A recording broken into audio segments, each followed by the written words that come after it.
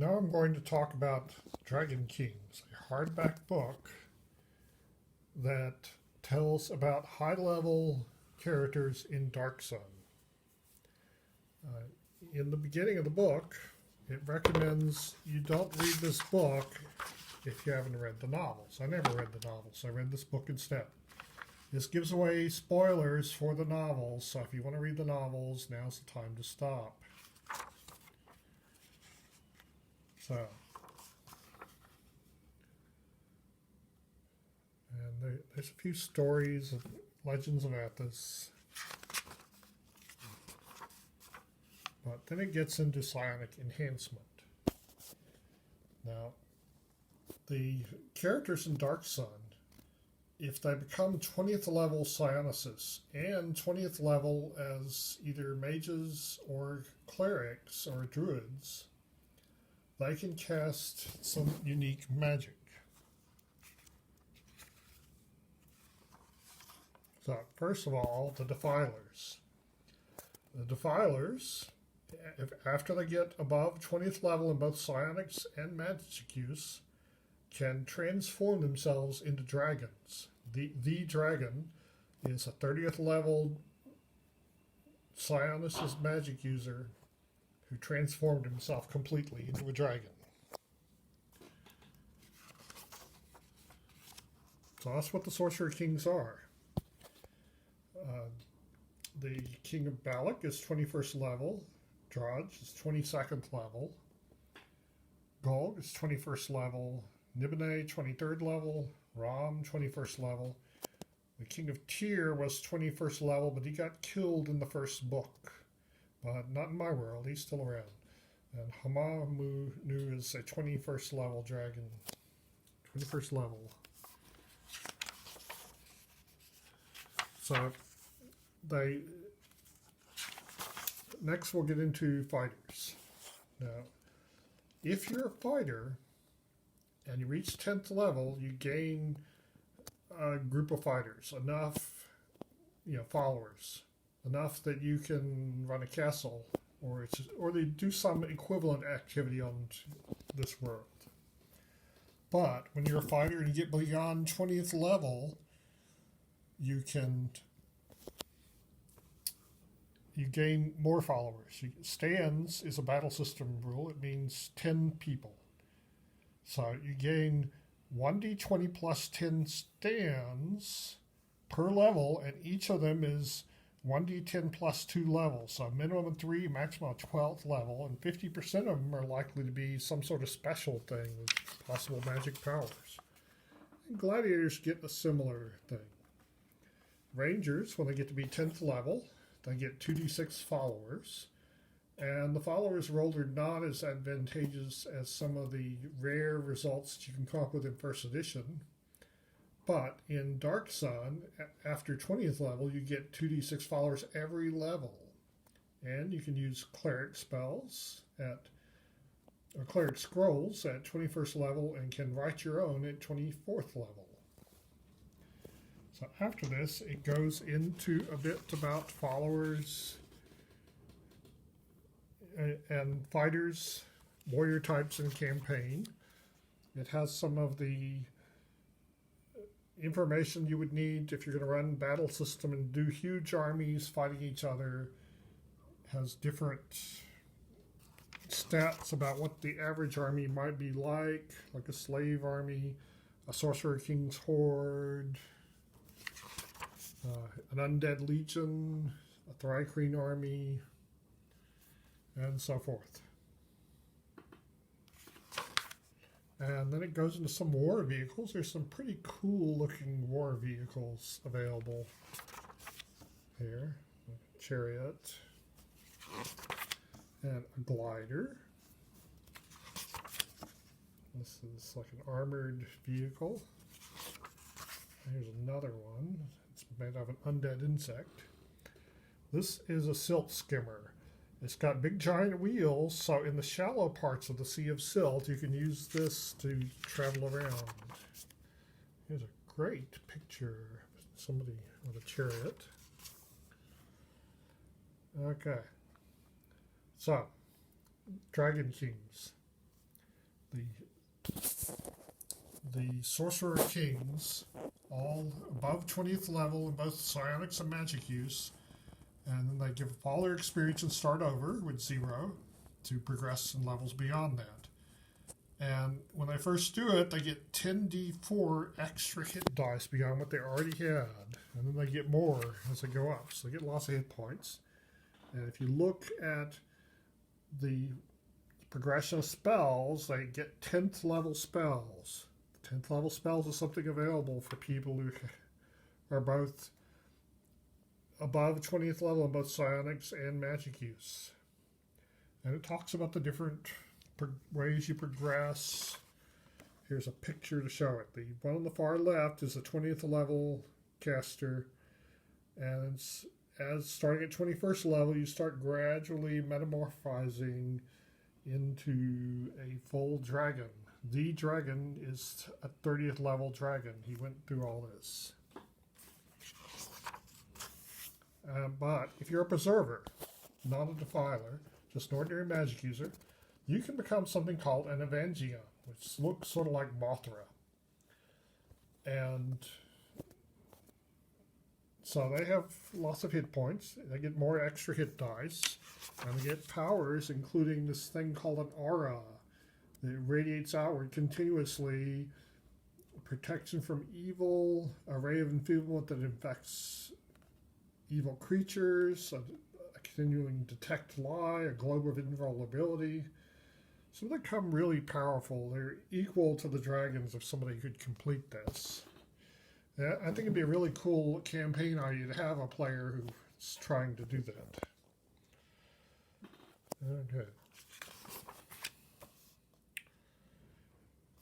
And so it goes a little bit more on magic. And descriptions of magic. Okay, now clerics who are over 20th level in psionics and clericism can start to transform themselves into elementals. And so they gain access to the para-elemental and quasi-elemental planes as they progress in level. And their spell list doesn't stop at 7th level. Now they have 8th, 9th, and 10th level spells. And so here it delineates, when they're 21st level, they can turn to an 8D elemental for 1 turn per day. And this increases as they progress in level to 30th level, where they can turn into an 18 die elemental that re-rolls all hit dice results lower than 5. And they're this way 24 hours a day, and they can summon greater elementals.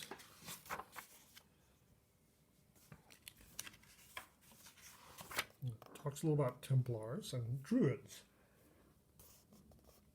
Druids, beyond 20th level, they can communicate telepathically with any creature on the guarded lands. They can summon all the individuals of an entire species. They gain major access to all the priestly spheres. They can call the spirit of the land. They can hide their guarded lands when they reach 26th level. They can teleport throughout their guarded lands. They can close their guarded lands, and they absorb defiler damage when they get to be 30th level. So it talks a little about the priestly spells beyond 7th level, how you got to be 20th level in psionic to be able to get it. And a bit about the spells in the Tome of Magic, which I reviewed that before I did any of the Darksun stuff. So it goes a bit into the diagram of the spheres. I'm not sure why this is here, because one of the rules of Darksun is it's not possible to contact the astral plane or the outer planes. But the inner planes, it is possible to go to.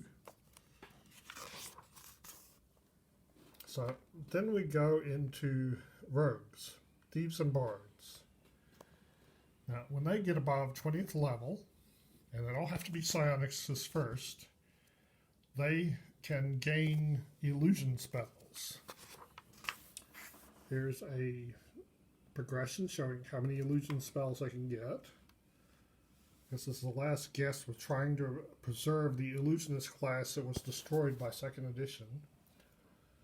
And bards can pen scrolls and brew potions.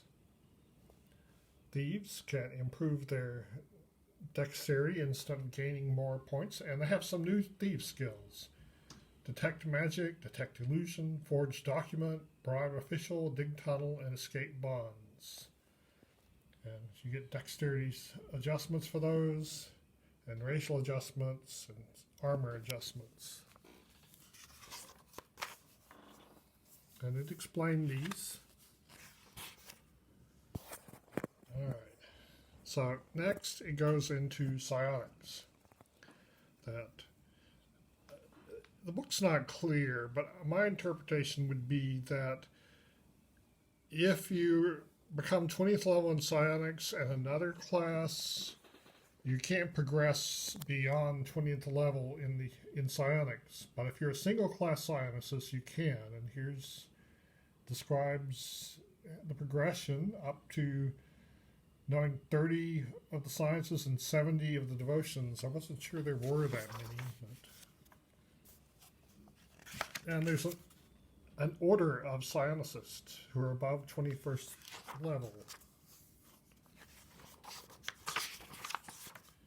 Okay, so then we get into some new spells. Here's a mighty spell. Versus some of the spells are low-level spells. Like Improved Haste is an interesting one. Improved Slow. Conjure Elemental. Semi-Permanency. It's like a weaker version of permanency. Protection from Time. Vampiric Usefulness. That means you can suck the life force out of somebody and make yourself younger. Advanced Domination. Defiler Metamorphosis. That's a 10th level spell that a Defiler uses to turn himself into a dragon. Defiling Regeneration allows you to suck the life out of things. Stasis. Okay. So we're into the 10th level spells here. And these spells have a preparation time. That's one of the things it says in the introduction, that campaigns can revolve around the casting of these spells or the preventing of casting these spells. So, Defiling Stasis takes 7 days to prepare before you even cast it. Dome of Invulnerability takes 3 days. And there are limitations on what you can do when you're preparing. You can, if you're a Sorcerer King, you can run court, but you can't go adventuring. There's a great picture.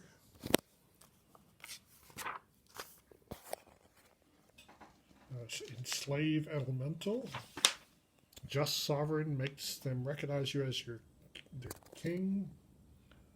Life Extension allows you to extend your life older. Takes 77 days to prepare, but this is why the Sorcerer Kings are immortal.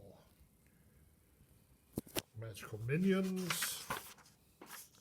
A Magical Plague can create a plague.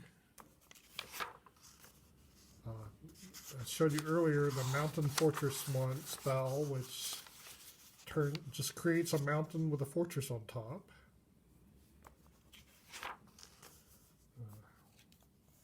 Preserver Metamorphosis is how the Preserver becomes an Avengion. So here's the steps of him transforming into this creature that looks sort of like Mothra, only glowing. Prolific Forestation seems like a useful one to do. It's the Preserver spell. Takes 30 days to prepare for it. Prolific Vegetation. Pure Breed allows you to take somebody who's half something, half elf, half giant, or mule, and turn them into pure.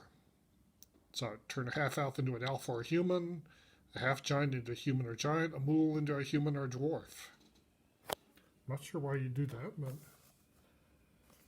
It's recruitment, reverse loyalties. That's a nasty spell. It's like a mass charm person. Undead's lineage tells you about the undead. Wall of ash allows you to create a wall of that silt stuff. So we get into the priest spells. There's some low level ones, like proof against undeath, conjure lesser elemental, protection from weather, iron skin.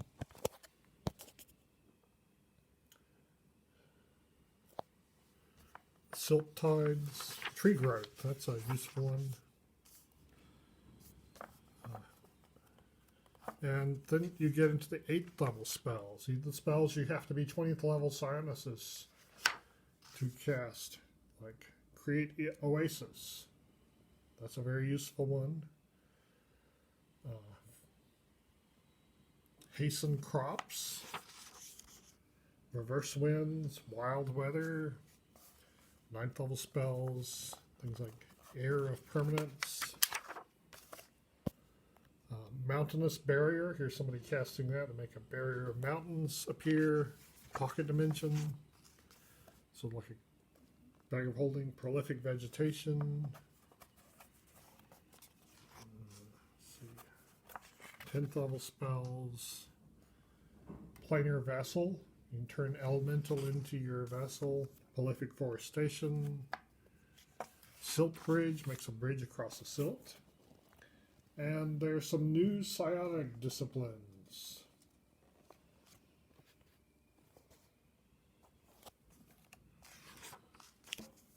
Like weather prediction.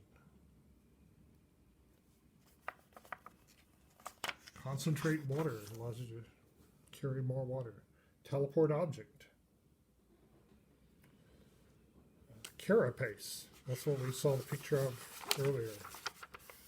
Using that thing to give himself a shell. Pheromone discharge.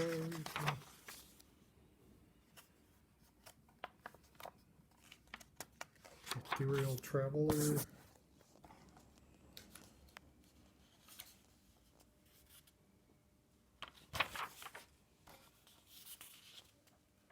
Focus forgiveness allows you do this to a dwarf and he forgets about his focus so you can get him to do something else. Reptile mind. Hive mind, that's an interesting one.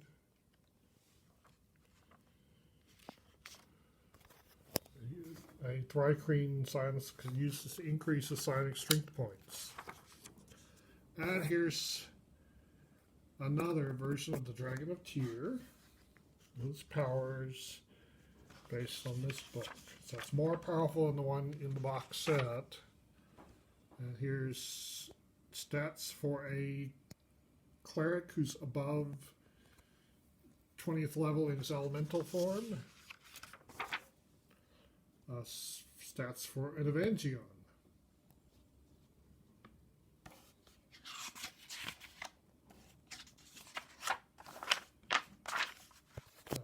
Advertisement for Terrors of the Desert, the Darksun supplement. So there you have it, Dragon Kings, Guide to High-Level Darksun Magic.